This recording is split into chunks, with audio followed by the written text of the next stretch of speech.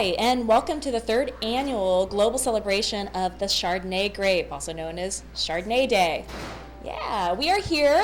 We are at the always fun Flora Springs Tasting Room with Matt Strayer, and I am Sarah Elliman. I am your host from CellarPass, and we are here being joined by a bunch of lovely local wine industry experts, mostly ladies, by the way, although you can't see them, who are going to be interacting with us today on this very special Chardonnay tasting live from the room.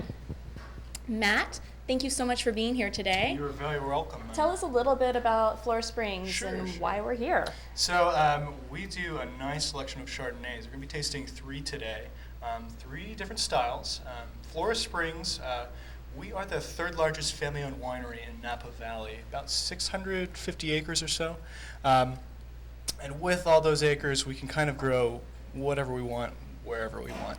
And so we've got a lot of great cabs, as well as Chardonnays, some Italian varietals. The family's been out here for 38 years growing grapes, and so we've been doing our barrel fermented Chardonnay, say, since 1980, so a good amount of time here. Wonderful, wonderful. Well, ladies and gentlemen, we are going to get started here with our first wine, which is the 2009 Napa Valley Chardonnay. And we are pairing this with the blue cheese mousse. Is that correct? Yes. Wonderful. Well, ready, set, go! Cheers.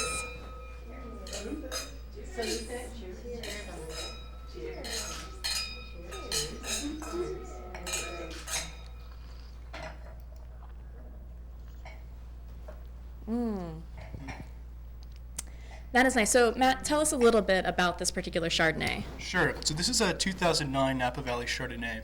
All this fruit is coming from the Carneros region. Within Carneros, it's the Bayview region there. So we're going for a very fruit-forward Chardonnay. With this, we only use about 50% oak, French oak, which has been used either 1 to 3 years. So you're not getting too much of that oak influence. And then the other 50% is just done in stainless steel tanks. Now, no malolactic fermentation, which is, of course, what gives it that kind of a buttery aroma and flavor. So you really get that great Carneros fruit, which is nice acidity and minerality. And so you get a little bit of the tropical fruit, say with some mango, pineapple, apple, maybe some passion fruit on the palate, as well as those other tropical fruits. Definitely. But great acidity, great minerality, maybe almost a little bit of chalkiness or wet stone. So it's a very tasty one to pair with many different types of food. Go great with blue cheese. So we've got this nice blue cheese mousse with some walnut and grape. So this one only spends about that 6 months in that oak. So great one, yeah. Wonderful, wonderful. Yeah, I'm definitely getting the tropical fruit in this. I love it because it truly is not the traditional style. I know that for a long time, being on my wine tasting adventures, I'd be anything but Chardonnay. Of course, now you're seeing a complete change in the trends of the production, and they're definitely a lot brighter, more approachable. They're not getting that over-the-top butteriness at all, and this is truly a delightful, crisp wine. You would definitely want to sip this, on a nice sunny afternoon, poolside, deckside, on the boat, anywhere. So it's refreshing with that acidity, and like you said, it's maybe the quintessential Napa Chardonnay for a long time was very oaky, very buttery, and this is kind of the opposite take on that, which there's been more of a trend that we've seen towards those lighter styles. So. Absolutely. I think this is kind of just the general all-around perfect summer sipping wine. Yeah. And, we are pairing this with the blue cheese mousse, correct? Yes. So let's do that and then see what we get here.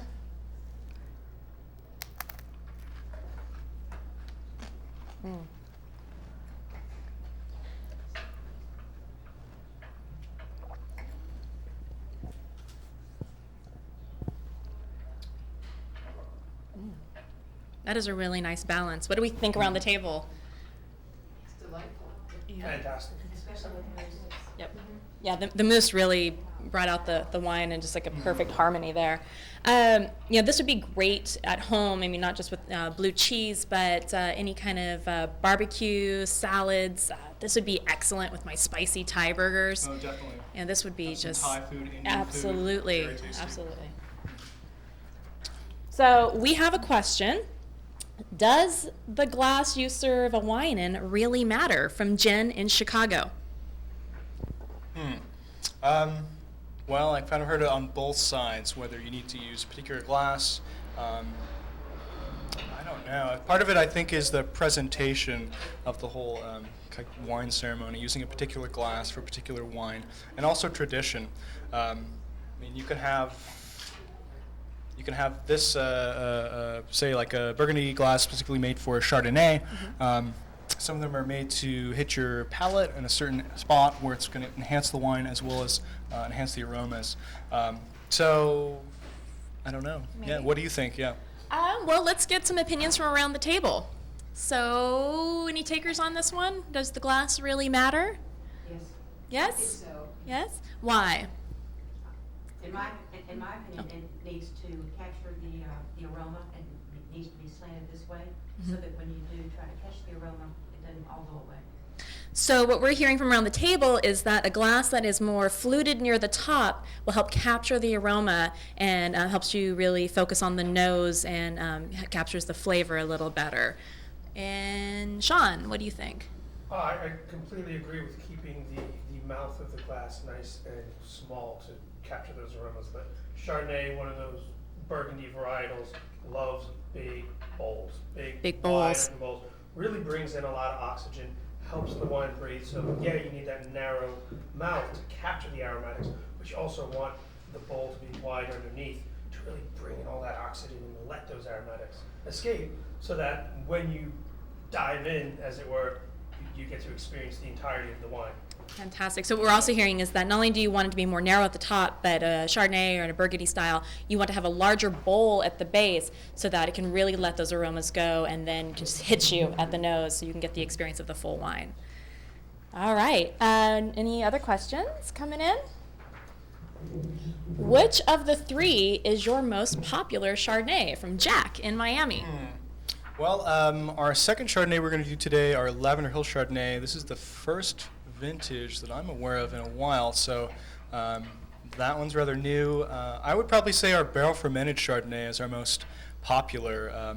It has got a little bit more of that oak and butter, some great fruit to balance that out, and it's also one that's been in the White House for a good amount of time served. So we'll talk about that a little bit later. Absolutely. So that one's coming up, and that one definitely is a more classic Napa Valley Chardonnay. So we have another question. Why do people swirl wine?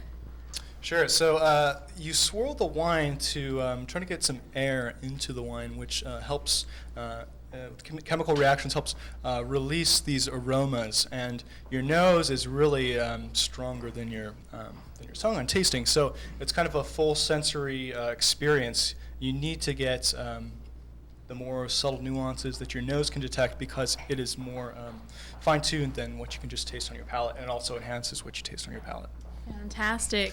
And around my table here, why do you swirl the wine, Meg?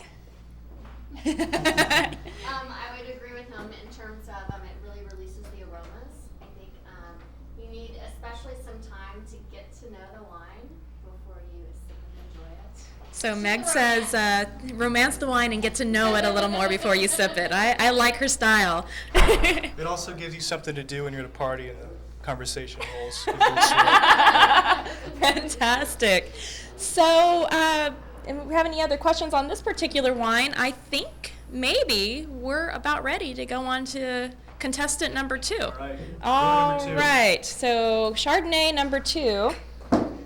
This is our 2010 Lavender Hill Chardonnay. So this particular wine is unique because it was the first time you guys have experimented with the cement barrel, correct? Yeah, so this one, it's about 20% of this Chardonnay is done in kind of concrete cement tanks. And so that it allows it to have no oak influence at all, but it's not kind of inert as like a stainless steel tank. So it allows the concrete, it can breathe. You can get some oxygen transfer. That helps, can help soften up the wine some, get that oxygen exposure. And with this Lavender Hill Chardonnay, there's actually a combination between I think it's about 50% French oak and about a quarter American oak. So it's got, I wouldn't say very strong oak flavor, but just a light, subtle amount. And this is kind of like our single vineyard Chardonnay, and it's off our sister label, Toad Hall, John Nathaniel. So this one, it's the first year, the 2010 Lavender Hill, so it's Lavender Hill within the Carneros region. So you get some of that great acidity and minerality that you would find in the Napa Valley Chard, but it really focuses on this vineyard. And you get that oakiness, which sets it off slightly, a little bit more. So let's try it. Let's try it.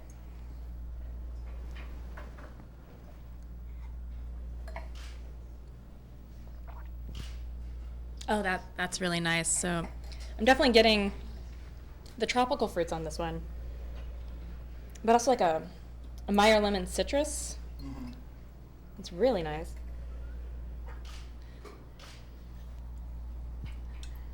How about my crew around the table? What are we thinking about this one?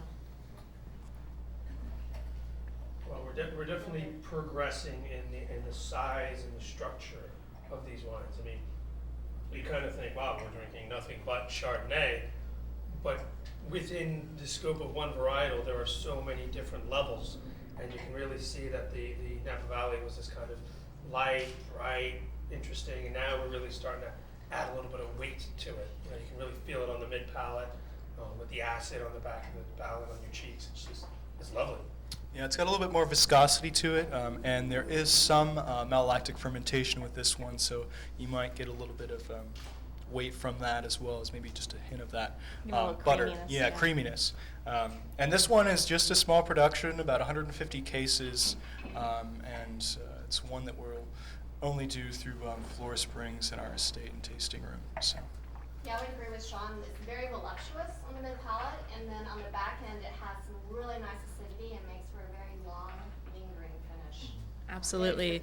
So we're going a little bit more toward the classic style, but not yet to the traditional super buttery, super oaky, which is fantastic. It's very pleasant, and as Meg said, it's voluptuous. We've got some great words going on here. So as far as pairings go, we are pairing this with a fruit tart, which I think is beautiful. And I don't know if everyone can see it, but here we go. We've got a little fruit tart. Nice. What else would you consider pairing this with? So this could go well with, say, like a lemon herb chicken, I think it would pair nicely with. Doing a fruit tart like this, like some of this custard. Yeah, I don't know. What would you think with this one? Well, you know, I have to say that when we were trying this a little earlier, it was going great with a vegetarian pizza with a little extra spice on it. It was actually a perfect balance. So let's try this with the tart and see what we think.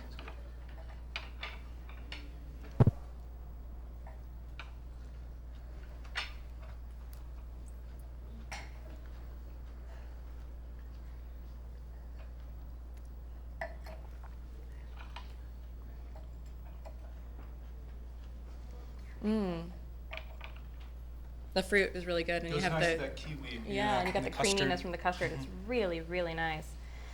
So, where can you get this wine? What's the price point, and how would one who's watching us today be able to get this in their home?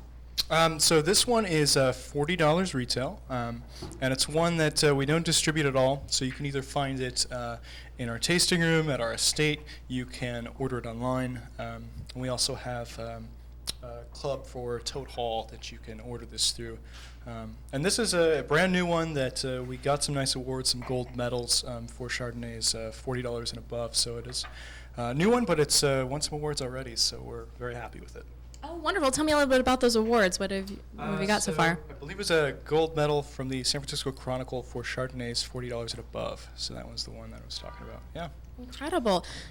So, fellow tasters, what did we think about the pairing? Any takers? Speak up. It's great. It's great. We got a lot of heads nodding, going, mmm. You can't hear a lot of people talking because we're all eating. The tarts are also very nice. Yes, the tarts are pretty much non-existent anymore down the table, so it was definitely a classic pairing. Yes, I highly suggest it. So let's talk a little bit about Flora Springs, the tasting room. So when guests come to visit here, which I highly love, this is actually one of my personal favorites. I really love the energy and just everything that kind of goes on here. The personalities are fantastic. But besides the groovy tasting bar, what other venues can guests enjoy here when coming to the room? So we've got the groovy tasting bar, a very unique and distinct building right on Highway 29. I don't think if you've been to Napa you can miss it driving by. No, definitely not. So it's very ultra modern here in style. So we have the tasting room inside. We've got a couple of private rooms where people can kind of reserve a lounge space and have food, do a picnic. They can actually arrange to have dinners here. So we can put on dinners as well as picnics outdoors. We'll do parties, but we've got a great vineyard courtyard at the back with tables, so you can come and bring your own food and taste our wine. And we've got wonderful views of our vineyards behind, as well as the Mayacamas. And then we've got a lovely rooftop lounge. It's covered. It's got just wonderful views of those Mayacamas, and then you can also see our estate from here as well. So just some great outdoor tasting for a beautiful summer. So. Well, that sounds incredible. And let me tell you, I've been able to enjoy the picnic lunch. It is truly an incredible experience. And if you are looking to have something special, need to grab lunch, I highly, highly recommend calling it in and having it here waiting for you. It's a beautiful presentation, gorgeous wicker basket, and the full classic picnic setting, china, glassware, the whole 9 yards. It's an incredible experience for sure. Yeah, we just ask for 24 hours notice at the very least, so that we can get that arranged for you. And like you said, we do a great picnic setup and pair it with our lovely wines. Wonderful, wonderful. So here we go. We are going to get going right into contestant number 3. And this is the 2010 barrel fermented Chardonnay. So tell us a little bit about this guy. So this one is going to be the most closely like that, what we were talking about, like a quintessential Napa Chardonnay, but it is definitely not full oak and full butter, but it has those qualities. It's 50% new French oak, the rest is being neutral oak, ferments in barrel, so you get nice extraction of those oak flavors, and then it goes through 21% malolactic fermentation, so you also get a little bit of that butter, some nice viscosity, nice creaminess and weight on your tongue. And so this is maybe what you would think of for the classic Napa Chardonnay, or maybe the most Burgundian in style too. This fruit comes from a few different of our vineyards, so St. Helena appellation, Oakville, and Carneros. From the St. Helena and Oakville, you get some of that toasty brioche that you'd find more like in Burgundy. And so you get that with the butter, and then also that great acidity minerality from Carneros fruit. So. Yeah, this is excellent. You're definitely getting the more traditional style happening here. We do have a question. Where does the butter come from? We have local cows, but yeah. So the butter, when we're talking about these flavors and these aromas, it's not like we're adding apples or pear or butter to the wine. It's just the grapes in the process or the oak. So the butter, that comes from the malolactic fermentation. So that's a secondary fermentation, different bacteria that converts malic acid into lactic acid. So lactic acid, it's one that's more creamy and soft than, say, malic acid, which is a little bit sharper. So some whites go through the secondary fermentation. Most all reds do. But it gives it that creaminess and some of those butter aromas and flavors. And actually has some of the same compounds you'd find, say, in the movie theater butter. So some of the same compounds, so you really are smelling butter coming from there. So. Excellent. So hence the fresh popped buttered popcorn that we'll be pairing this with. Great pairing. And before we get into our pairing, though, when you say barrel fermented, what does that mean? So barrel fermented, the actual fermentation process of converting those sugars into alcohol with the yeast, it's happening in new French oak barrels, as well as some neutral oak, but it's happening in these barrels rather than in large tanks. So with some, you'll actually have them in temperature-controlled tanks, stainless steel tanks, or even large oak tanks. But this is happening in these small oak barrels and allows for maybe a more integrated and intense oak flavor and aromas into the barrel fermented Chardonnay. So. Wonderful, thank you. So, tasting panel, what are we getting out of this wine? What do we think so far? Feel free to shout it out. Monster. It's a monster, yes. This is a big Chardonnay for sure. This is one of those wines, and in a totally good way. You want to take the social media guru Gary Vaynerchuk's face and go, "Oak monster, ah!" you stick your nose in this, and it's like, ah! It's like you just unwrapped a fresh barrel at the winery, and it's kind of you're happy and you're getting to put wine in it, and it's lovely. This is like a fresh barrel in the winery. This is like Christmas, in the wine cellar for sure. Meg, you're smiling. What do you like about this one? For me, this is a Chardonnay that you could just drink on its own. You don't even need a pairing. I mean, it definitely fulfills all the desires that you want. Excellent. So this is a standalone Chardonnay, not necessarily needing food. Michaela? I like this a lot because I feel like a few years ago, whenever you got an oaky Chardonnay, it was kind of an oak bomb, and that started to kind of be a bad thing. Right. And the wines weren't really coming out very balanced anymore. But this has a lot of the oak presence in it, but it also has acidity. It has beautiful body. It's beautiful fruit. So you're getting everything in a balance, and it's presented very nicely. Excellent. So we're talking about a balanced wine that has the nuances of oak, but is not the oak bombs that many have come to expect when they're talking about Chardonnays and drinking Chardonnays. So this is a truly wonderful wine. And any other comments from down on the back 40 down there? I was going to echo what Michaela said. It's balanced. You've got good oak, good creaminess, but also good acidity. So I think it will hold up to a lot of different blends. Wonderful. So balance is the word that we're hearing coming around the table. And actually balance is something that Flora Springs has actually become known for with their Chardonnays. I believe back in 1978, you guys got a gold medal on your inaugural release. So you've really much set a benchmark as quality and wine. When Chardonnay was really getting going, we started off, so we've been doing this for years, this Chardonnay, and it's kind of been in the same style as this barrel fermented Chardonnay since then. And one of the neat things we like to let people know is this is a Chardonnay. It's been in the White House on their wine list since Ronald Reagan was in office. So it's I think it's the longest running white wine besides sparklers that's been in the White House. So while you're drinking this, consider yourself a dignitary. So yeah. Wow, that's pretty incredible. That's pretty high standards. So we're going to go ahead and do our popcorn pairing here. See if we can catch it. Oh, almost.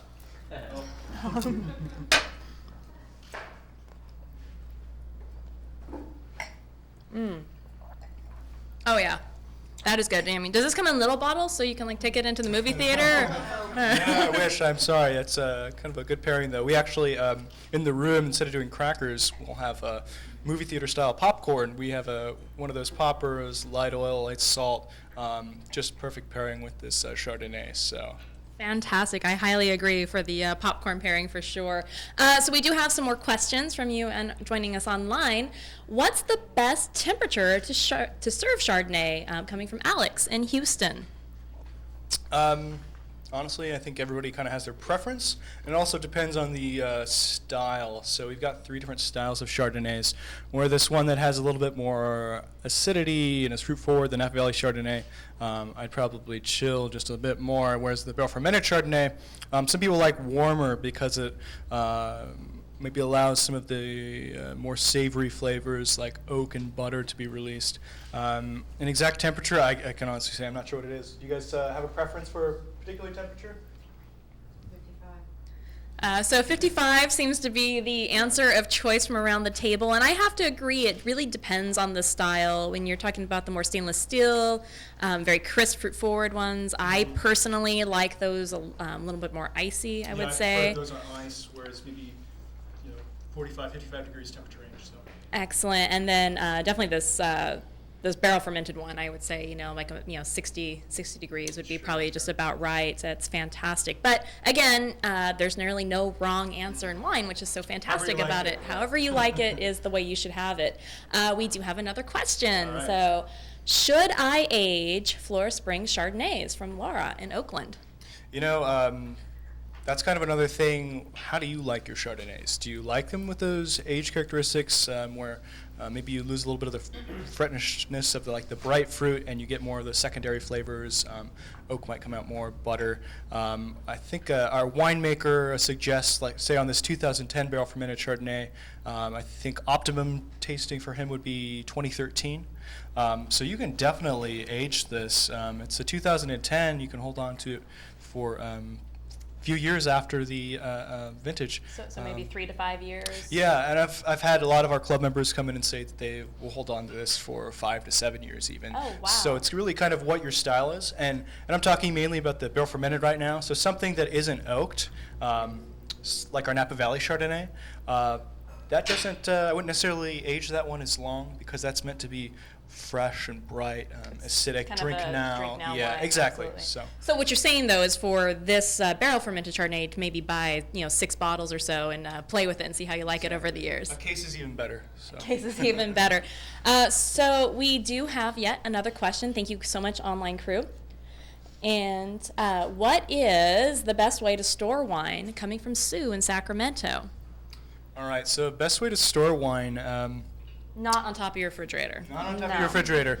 You want to worry about direct sunlight, fluctuations in temperature, and they also say for long-term storage, vibrations. So if you've got a wine cellar, would be ideal if you can keep it underground. Even better. Temperature, yeah, even better. But you can also get a nice wine fridge. So I've got about a wine fridge that holds about 2 cases for the wine that I'm storing long term.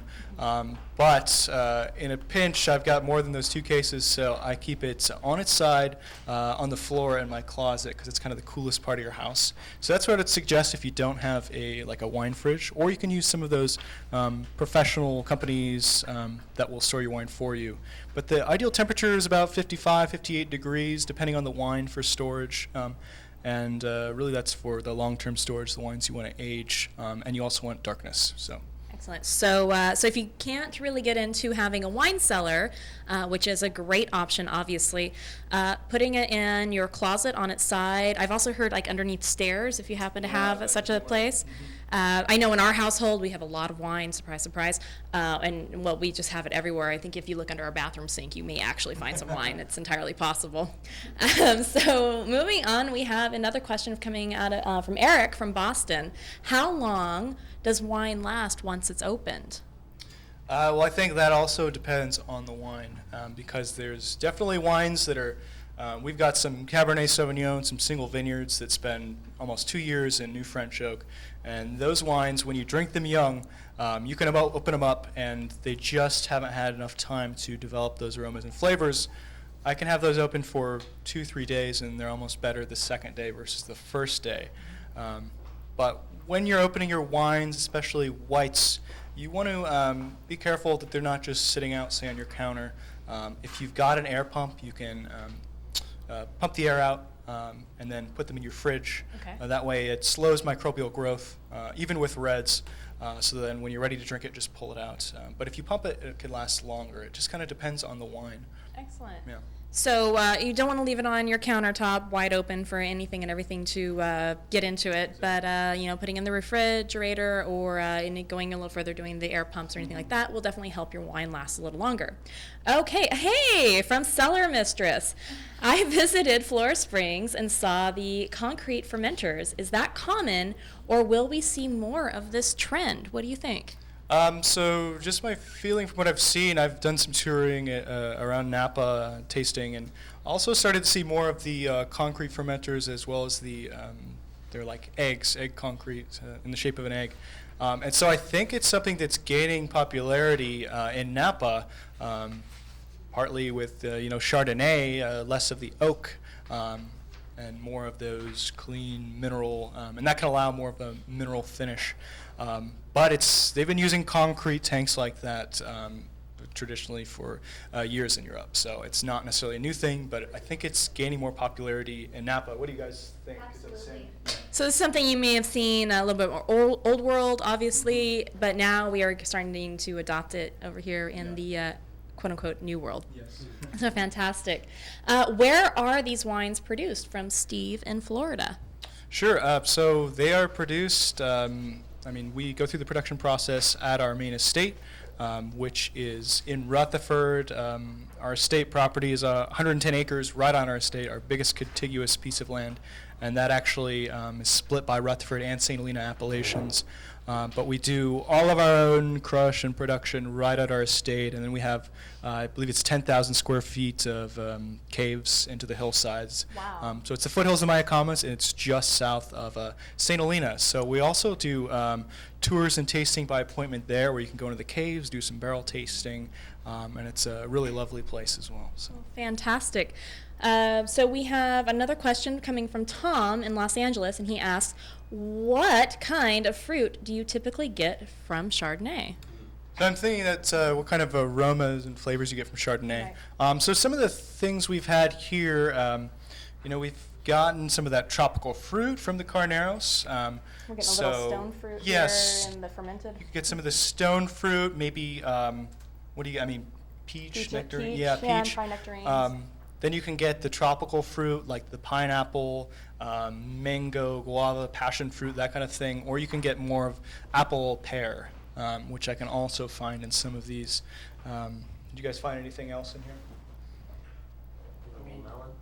Some grape. Some melon a little bit. Yeah, in melon there. definitely. Absolutely. Everything that we've had on this plate could almost be In the wine. in the wine in some Absolutely. way. I mean, if you really sat there and you looked at all the nuances, you find, lemon. And it's just wonderful. That's what makes one varietal made 3 different ways so interesting, because you see so many different facets in each wine, and it's never boring, ever. No.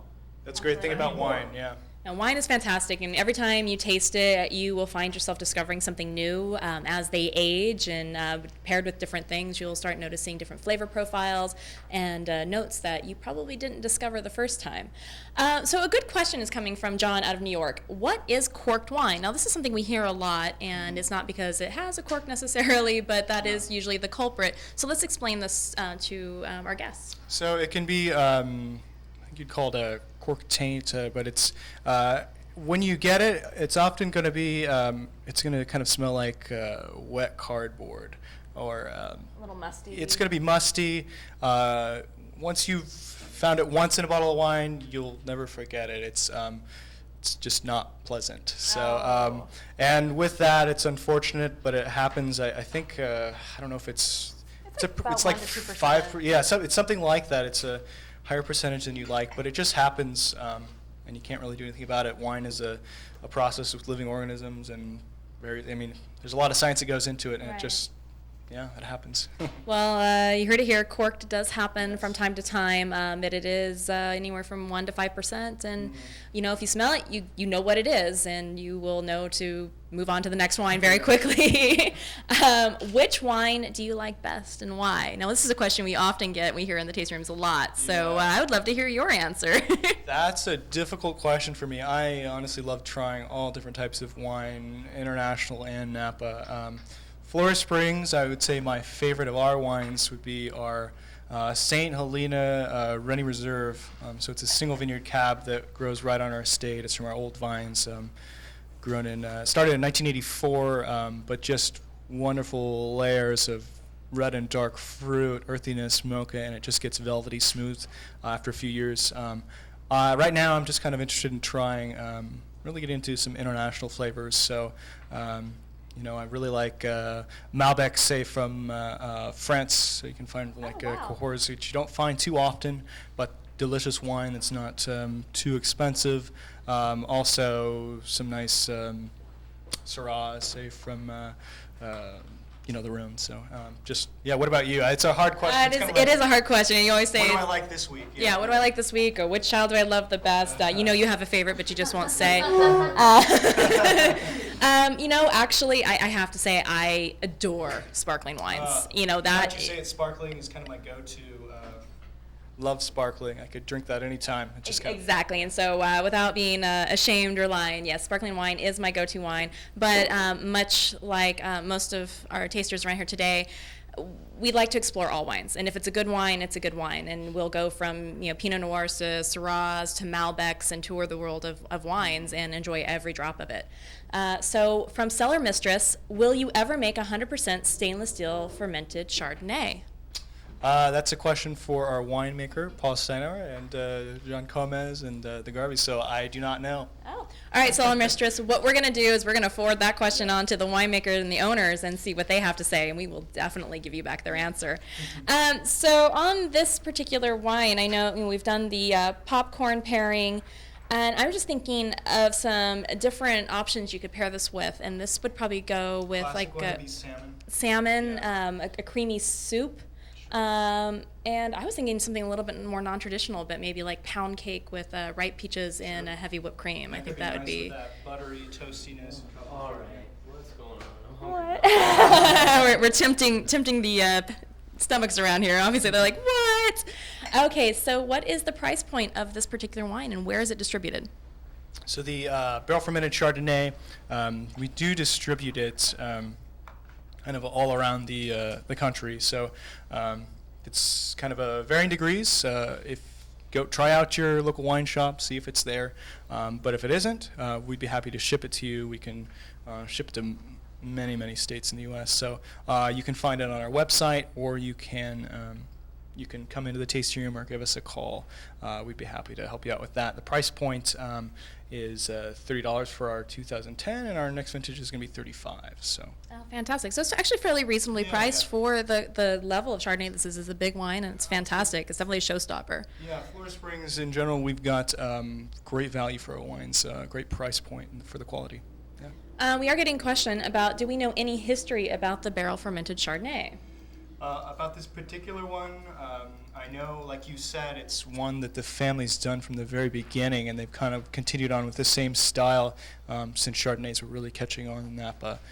So it's definitely a hallmark for and a great Chardonnay for Flora Springs, and I think there's no way that we would ever not do our barrel fermented Chardonnay. So what I was reading a little bit about this one is this particular Chardonnay you guys have been producing for about 30 years and is kind of become an inspiration to how Chardonnays are created across all the producers. So you definitely have other wineries watching and kind of crafting their styles around this one as well. So I mean that says a lot for being a producer. So you've really made an impact on the industry for sure. So definitely this is a fantastic Chardonnay. And how do Flora Springs wines compare to the rest of the world? Well, they're not round. So what do you think? So I would say that we kind of have a little bit of everything, but definitely Napa in style.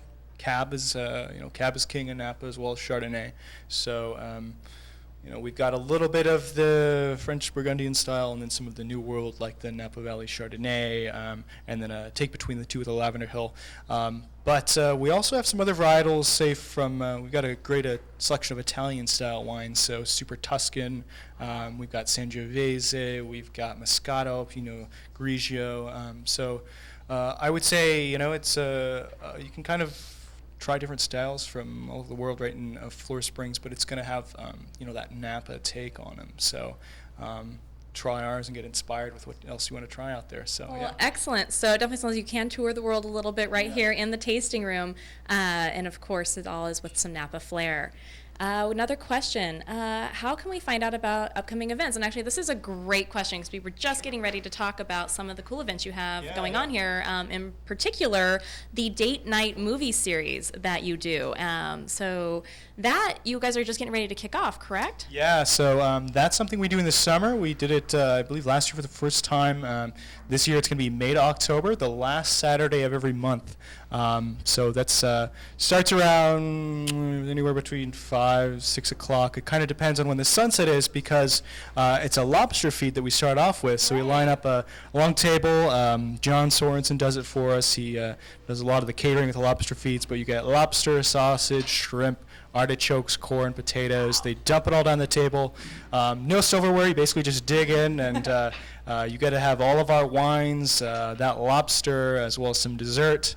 And then we have a movie showing on our rooftop lounge. So we set up the seats movie theater style. So we've got some nice couches up there. You can get a little cozy with your date, and then have some movie theater popcorn, some candy, as well as some more of our wine. And last year we did some nice independent films, and we're also going to be doing a lot of wine-related films this year. So we're very excited about that. And I think we're going to be getting some of the key characters in one of the films is going to be doing some live Skyping before the movie, some Q&A, and we had some producers come in last year. So it's a great time. It's about 30 to 40 people, and it's I think it's $99 all inclusive. So a great date night. Yeah. Oh, that is incredible.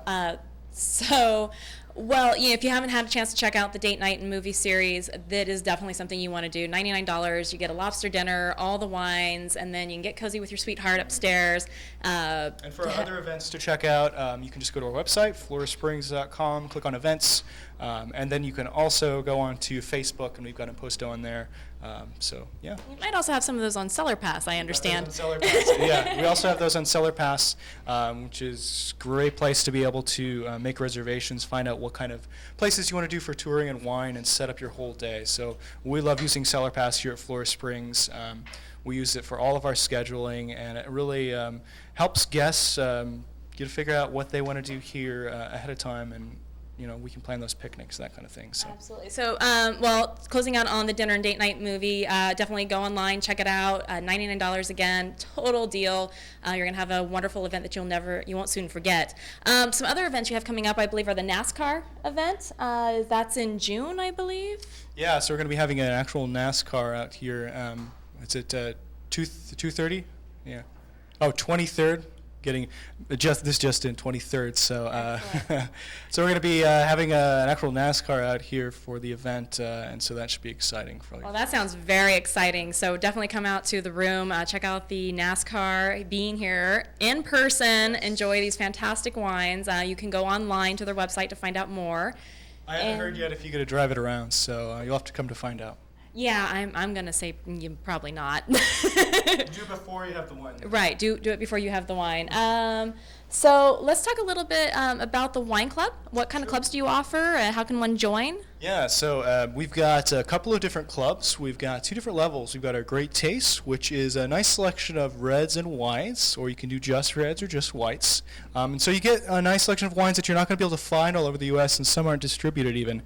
Price point, $35, $95. It's 2 bottles of wine every other month, and we pretty much ship everywhere for a club. So, it's nice that you can get in. It's not too much of a commitment in terms of cost, or even, do you drink a case of wine over the course of a year? I mean, probably. Yeah, easily, I know, around here.